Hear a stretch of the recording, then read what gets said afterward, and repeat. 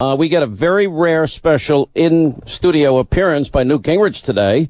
And by the way, his company, Gingrich Productions, and one by his wife, Callista, Remember the Ladies, a novel. And the speaker is co-written with Pete Early. It's called Vengeance.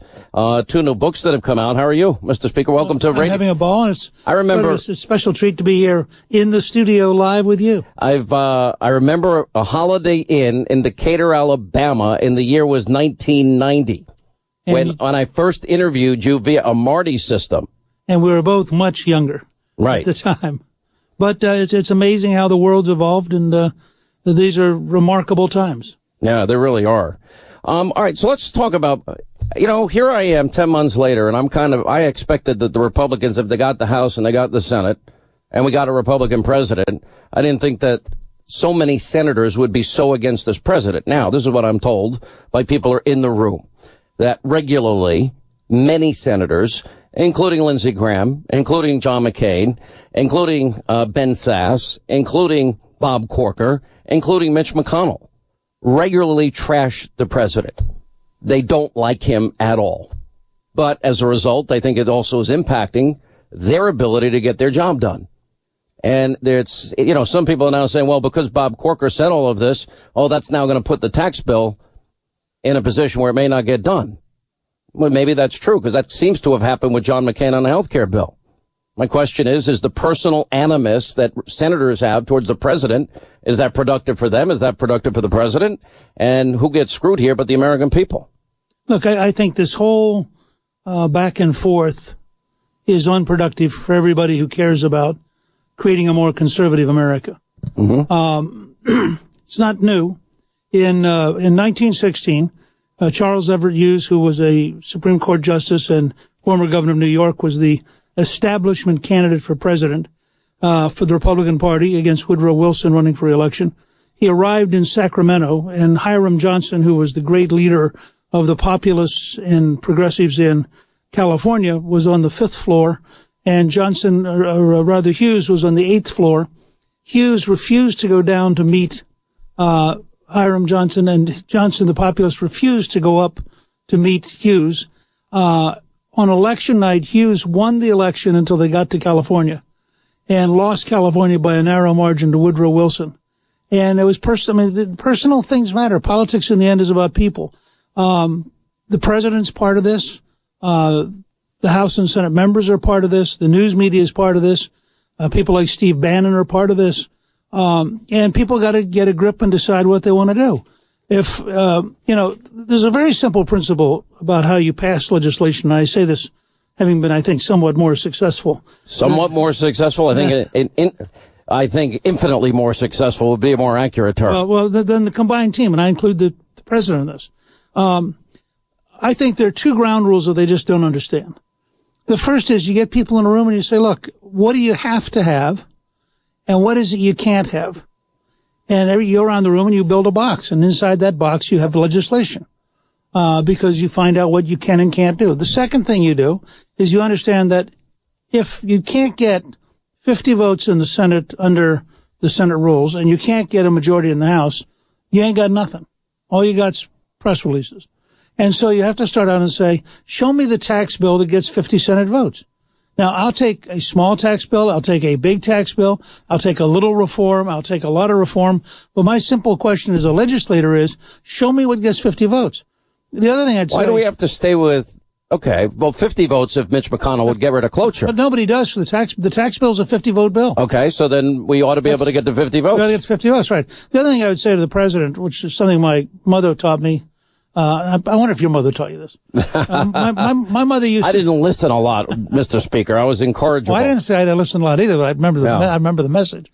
But my mother used to say, you get more flies with honey than with vinegar. Now, I actually never understood why you were trying to gather up flies, so I thought it was kind of a weird comment. But the point is, if the president wants to pass legislation, sometimes maybe he should not tweet. And how many months have you been telling him, or years? Going back to the campaign, but this whole thing with Corker, look, Corker is basically a pretty decent guy. The president is Corker's natural ally. There's no reason for the current fight. Corker going to the New York Times and saying all the things he said about the president? But it was two-way street. I mean, Corker apparently said something early on. The president then attacked Corker. Corker's now attacked the president. My point to him as a practical manager of legislation is, okay, get over it. Have lunch. Decide, our duty to the country is bigger than our personal disagreements. But it's not happening. No, and I think that's a huge mistake. On everybody's part. On everybody's part. And I think it takes, you have to subordinate, as you know, because you were there, the number of times I had to subordinate what I wanted to what we needed, was a key part of how we built the majority. We'd never have built the majority if it was Newt Gingrich alone. It took being willing to have a team, listening to the team, trying to do what the team wanted, and collectively moving towards the level of energy you needed to create the first majority in 40 years. Well, I'm really where I was not worried 2 or 3 weeks ago. And you and I talked about this, I was pretty optimistic. I mean, a tax cut is so basically easy to do compared, say, to repealing Obamacare, which is very hard to do, that I was optimistic until about a week ago that they would be able to get this done just because. You're not optimistic anymore. No, I'm worried now because I'm watching both the calendar start to slide. I'm watching these personal fights begin to consume things. And again, a good example you cited, I don't know what Lindsey Graham says in private, but I know he just went golfing with the president. I know that he's at least pretending to have a good relationship with the president. Well, a lot of politics is pretending. And if you can get enough people. So we have a bunch of phonies that are in D.C. That's a shock. Well, it was true of the founding fathers too. Look, the fact is these are human beings. Many of them have very strong feelings, but they also understand that they have an obligation, that the country, or they should understand, that the country is much bigger than they are. And that the requirements of this country right now, if we cannot pass a tax cut, I think 2018 becomes a very hard election, because you both have nothing to show in practical accomplishment, and I think this economy is a little shaky. I think the tax cuts would really rev up the economy, and particularly if there's a strong small business tax cut, you would see real economic growth, real take-home pay increase, and by next fall, you'd see Republicans campaigning as the party of jobs and take-home pay, and I think they get reelected handily. But if they campaign as the guys who can't get anything done while the economy decays, then I think they have a really tough election. Here's my biggest complaint, and maybe, I liked what you did in the first 100 days. Yeah. And I like the fact, and I had urged them, you see over there on the wall, it says Conservative Solution Caucus 2014. Okay, I did this in 2013, and the idea was I was asking people to nationalize the election. It's a great idea. Nobody had ever thought about it before. Oh, wait a minute, you did. Yeah. And they didn't do it. And here it is 10 months later. And this is, I think, everybody's frustration. They weren't ready for repealing and replacing. It's like the gang that can't shoot straight. They're not ready for this tax bill. Although you're right, it's simple on paper, 7 brackets to 3. Okay, then we'll drop the corporate rate to 15 to 20%. Then we'll repatriate the trillions that are overseas for multinational corporations. We'll simplify the tax code that you can do it online or on a postcard. Doesn't seem that hard on paper. Right. And the first big test upcoming is the budget, which they have to pass to get to reconciliation. So it only takes 50 votes. Now, my sense is in the House, they may have actually worked this out. And I think they're a little bit optimistic they're actually going to pass the budget in the House. But then the question is, can they pass the budget in the Senate? And that's where the kind of petty bickering is not very helpful. Do you want to take some calls? You're staying for the hour. Yeah. All right, so we'll open up our phones for Newt Gingrich. By the way, he has a brand new book out, and it is a novel that you have written with Peter Early, and it's called Vengeance. Obviously, it's about the light and love in the human heart. I want to ask you about Weinstein and what it says about the Democratic Party. Hillary, 5 days later, has now finally weighed in on it. The Obamas have not weighed in on it, and what that means and the double standard that exists. 800-941-SEAN if you want to talk to the speaker. The answer. This former Speaker of the House. He's got a brand new book out. It's called Vengeance, and his wife, Callista, part of Gingrich Productions, produced the latest edition, a children's book, and Alice the Elephant. It's called Remember the Ladies. We'll talk about all these things later. So, all right, so you're less optimistic. I'm less optimistic. My frustration is that we've had 10 months of Donald Trump as president. They've had all these years. They never talked about inspiring ideas like health savings accounts. They never talked about healthcare cooperatives, Mr. Speaker. They never tried to sell something really better. There's certain things that are unforgivable. One is if you really want to lead and you're not prepared when the moment comes, not even remotely so. Right, and the question now is what can they learn from that? And I had hopes, and frankly, at least on the House side, and I know you and I don't totally agree on this, but I think Paul Ryan has learned a great deal from the failures of the spring. I think they're much better prepared. If you look at the stuff they're doing, I'm carrying the Paul Ryan postcard in my coat. I wave it all the time. By the way, I think you initiated it on my TV show. Well, it's possible, but they've done a great job with it. I was picking it up from Paul. I mean, he had talked about it, and then they made it, and it's the next stage is going to be trying to get them to make it into an icon that every Republican can download, because this is why I think they're going to have problems in the Senate. I think part of it is that everybody's gotten into this cycle of running to their corner and yelling no. So you've got Corker, who worries about the debt. You've got Rand Paul, who worries about something else. You just go down the list, and some of it goes all the way back to Cruz in 14 and 15, where different people have gotten these habits. Now, on the House side, I have to say, I think that the Freedom Caucus has really been much more positive and has been trying to figure out how to get to yes on something as important as tax cuts. I think they're the most productive force in Congress right now. Well, I think they've been very, very helpful. I think Ryan would say that the House is closer to being able to pass something big than it's been at any time this year. But part of this, there are two things that worry me. One is the schedule, because I think they've got to get this done by Thanksgiving, in order to have an impact the first and second quarter, and they need a very robust first and second quarter economically. So people have an election about. You would think their own self-survival would motivate them. All right. Bannon was on TV last night, and I want to play some of his comments for you. I want to get your thoughts on everything that's happening with Weinstein and the left and hypocrisy, I think, at a pretty high level. And the left does not have a monopoly of compassion on racial issues, on issues involving women and women's rights and religious freedom. And more with Speaker Gingrich straight ahead. Holding them accountable. Sean gets the answers no one else does. America deserves to know the truth about Congress. McConnell would not be majority leader unless Trump in North Carolina, in Missouri, in Wisconsin was able to carry those senators across the finish line. It is incumbent upon them to back President Trump's plan, but you don't see it. What you saw what Corker said today is what they talk about on Capitol Hill. That's when I left the White House. Remember, I said, I'm going after the Republican establishment, and we're going to go after them. We're going to challenge. There's a coalition coming together. There's a coalition coming together that's going to challenge every Republican incumbent except for Ted Cruz, whether it's Utah, Wyoming, whether it's in Orrin Hatch in Utah. Orrin Hatch in Utah. Today, Boyd Matheson, who is the chief of staff for Mike Lee, came out and said that he's going to set up an exploratory committee. North Dakota. In North Dakota, we don't have it. That's a Hobbs County. But we're going. By the way, going in Mississippi against Wicker. Who you pick? McDaniel, Mississippi. These names are all going to come out over the next couple of weeks. There's going to be about. So it's 15. not going to be. I know a lot of people didn't like in 2010, for example, Delaware. Oh, I thought Christine O'Donnell was a nice woman.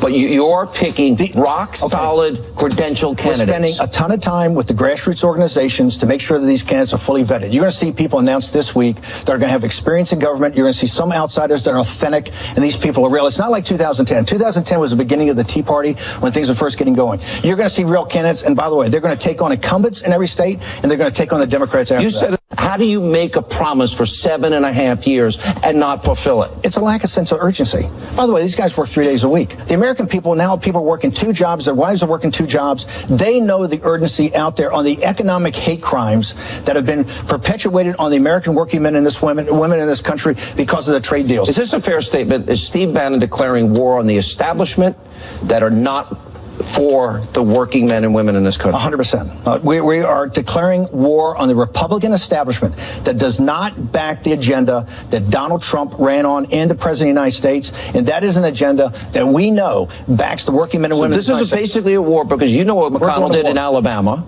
and you know there are people out there. Look, I've had donors. Karl Rove is going to put in all their money. Karl Rove, Stephen Law, these guys should get the joke. Their donors are coming to us because they're tired of having their money burned up by trying to destroy people like Judge Moore. It's a new game in town. We're going to cut off the oxygen to Mitch McConnell.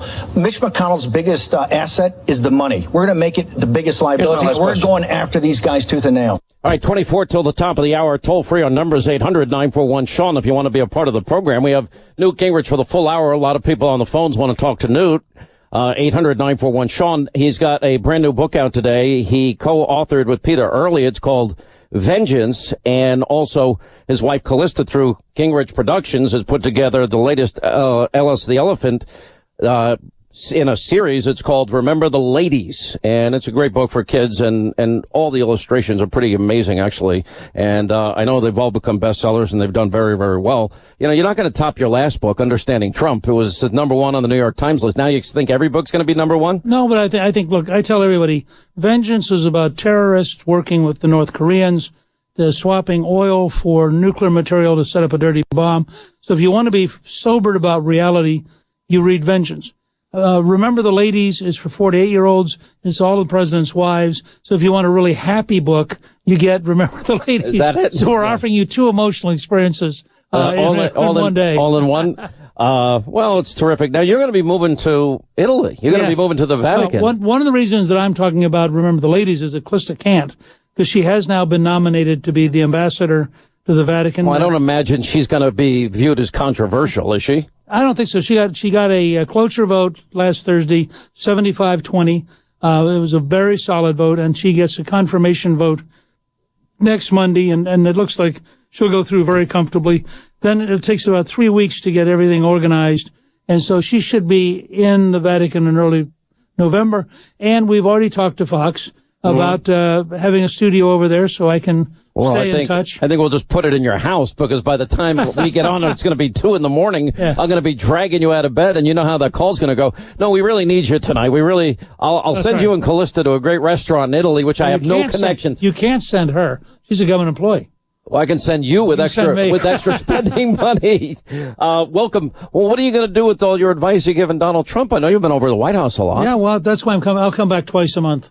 I feel the way Bannon does. I've had it with these guys. Now, here's what happened yesterday. We're talking about Bob Corker. Bob Corker then gets support of Mitch McConnell and Lamar Alexander. And it's like, I don't think these guys know how angry we are, the people, how betrayed we feel. Probably not. But they don't care either. Well, look, the point I would make as a strategist is you got 10 Democrats up next year from states Trump carried. You have 6 Democrats up next year from states Trump carried by a huge margin. Now, you take the amount of money Bannon is going to raise. If he spent that money in North Dakota, Montana, Indiana, Missouri, West Virginia, the fact is you'd have such a big Republican majority, you'd pass the stuff you guys want to pass. Creating a civil war inside the Republican Party may feel good, but I think as a strategy it is stunningly stupid. I mean, I'm just being really honest. I've actually suggested, and I've offered to pay, that all the Republicans in the House and Senate get in a room, and I'll pay for all the pizza they can eat. They ought to turn off the air conditioner so they can be more like our framers and founders. And I'll even say send in modern day pizza so they can stuff their fat faces and maybe come out after just a certain amount of time and do something. There was actually a conclave to select a new pope about 700 years ago, where people walled them off and cut off their food. Said, You exactly. don't get fed until you select somebody. Oh my gosh. So there is some historic precedent. Well, listen, look what happened in Alabama. Nobody in the establishment wanted Roy Moore, and McConnell spent millions and millions, and I think Karl Rove spent millions and millions, and they lost.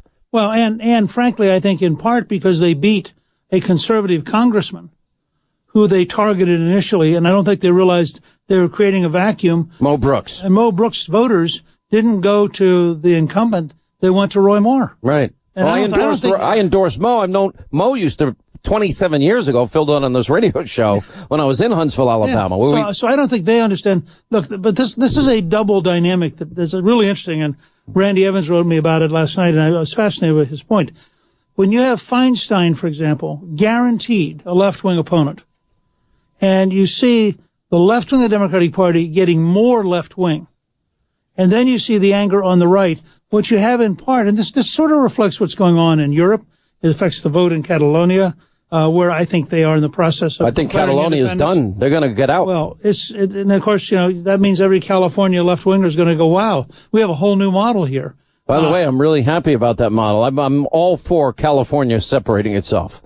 That's 55 electoral votes we don't have to worry about anymore. That negotiation will be fascinating. But this is what's happening all over the world. Could happen in Texas, too, though. People are uncomfortable with the current environment all over the world, and you're seeing this kind of breakdown of the system. You saw it in Germany in the election where Merkel had the lowest majority they've had since 1946, or the lowest vote they've had since 46, and where the fringe parties gained enormous amount of strength. And I think that we're seeing it here. You had people on the right are really unhappy, people on the left are really unhappy, and people in the establishment of both parties can't deliver. Now that's sort of where we are right now. This election was about the forgotten men and women. Right. You see that painting in the corner there with with this young man on a bench? John McNaughton. I have the original. The original's massive. And John McNaughton is a guy in Utah, and he painted that. And you got all the presidents. If you noticed, Obama's foot is on the Constitution. But you got 13 million more Americans on food stamps, 8 million more in poverty. And we doubled the debt, and the worst recovery since the 40s, and the lowest labor participation rate. All these things. What frustrates me is I thought when you go into government, you're about being a public servant. Yeah. I don't see a lot of service going on here. Well, I mean, part of when you go into government, it's also about power, and it's hard. And I don't mean that as an excuse. I'm just saying. Well, working every day is hard if you're a contractor, and if you're. No, but what I'm saying is, I think that unless you're willing to humble yourself enough to learn the trade, you know, it's a little bit like trying to fix a car if you have no idea how to fix a car. I mean, right. You know, you can hitch 4 horses and pull it, but that's not a very efficient technique. Hasn't McConnell been there long enough to learn how to fix the car? I think that he has, and I think, frankly, that we're in an environment right now where these guys, McConnell and Ryan and Trump and Pence, should be meeting every week, and they should be meeting together, and they should get to know each other better, and they need to have some mutual respect. It doesn't exist right now. I think it's a genuine challenge for how you make the machine work. Hillary Clinton, finally, after 5 days of silence, and she's taken a fortune over the years, as has the Obamas and the entire Democratic Party from Harvey Weinstein. I was shocked and appalled by the revelations about Harvey Weinstein. The behavior described by women coming forward cannot be tolerated. Their courage and the support of others is critical in helping to stop this kind of behavior. Now, some Democrats are giving the money to other liberal causes, and some haven't commented at all about giving the money back. I can take her statement and apply it to all the women that her husband was involved in. I think that's why it took 5 days. I mean, Ben Domenech, who does the Transom, which is a daily blog that's really smart, right, had a piece yesterday that said two fascinating things. One, that had Hillary won, you'd never have seen this story, because nobody on the left would have allowed it to appear. And two, that part of what it's a symptom of, I thought this was absolutely fascinating. Weinstein could actually provide movie stars to Vogue magazine and to all these various publications. And so they all had a reason not to unmask him. But now you're in a media environment where there are all sorts of people that he couldn't bribe, that they had, and so they could start covering it. So is that ultimately good? Oh, I think it's good. Have you read your Twitter account lately? look, there's no question, and Calista and I have talked about it sometimes, because you read particularly somebody who's up at 3:00 in the morning, who's in our case a left winger, I'm sure for Democrats a right winger, who we call them keyboard warriors in their underwear. Exactly, yeah. exactly, right. And they're able to be really tough, and a lot of them are able to be really vulgar. On the other hand, I would say you'll take the freedom. Yeah, I was going to say, I think it's the voice of freedom. I agree with you. Let me ask you about the NFL. Looks like the lower ratings and revenue has finally had an impact. And Roger Goodell, well, I think we need to listen to our fans, and they're going to have a big meeting next week. And I'm kind of confident that after all the bad press they've had about these guys taking a knee for the anthem, that things are going to change. But I'm not exactly sure that it's out of altruism or an understanding of what the issues are at hand, and that is the flag, the anthem, and those that fought, bled, and died. Right. I think it's more about money. Well, look, I think, first of all, this is one of those classic moments when President Trump intuited something. The elite media thought he was wrong. They all attacked him. And at the end of it, the American people said, oh, no, we're with him. Right. I mean, the NFL, my good friend Dave Winston just produced a poll that showed the NFL was the lowest rated professional sport in America now. 5 years ago, it would have been the highest rated. Oh, it may even be the highest, but people aren't saying it. Yeah. But a lot of people, when it costs $400 or $100 a ticket, a family of four, 400, 2 jerseys for the kids, that's 600. You buy 2 beers, 2 Cokes, and a hot dog. Now you're up to 1,000. I mean, it's a lot of money for a family. Well, in addition, I mean, I watch most of my football at home. But if I tune in, I don't tune in to be lectured. No. By the people who are entertainers. These guys are entertainers. They're getting paid a lot of money to play a sport that they love. Right. And I think in that sense, they owe some respect to their audience, as well as a lot of respect to the American flag. They wouldn't be doing it but for the sacrifice of those that fought, bled, and died with that flag. All right. Are you doing any book signings, any book events? Well, actually, tomorrow night I'm going to be at Barnes & Noble in Tyson's Corner? In Virginia. Virginia? Okay, so that's tomorrow night. I'll put it up on my website.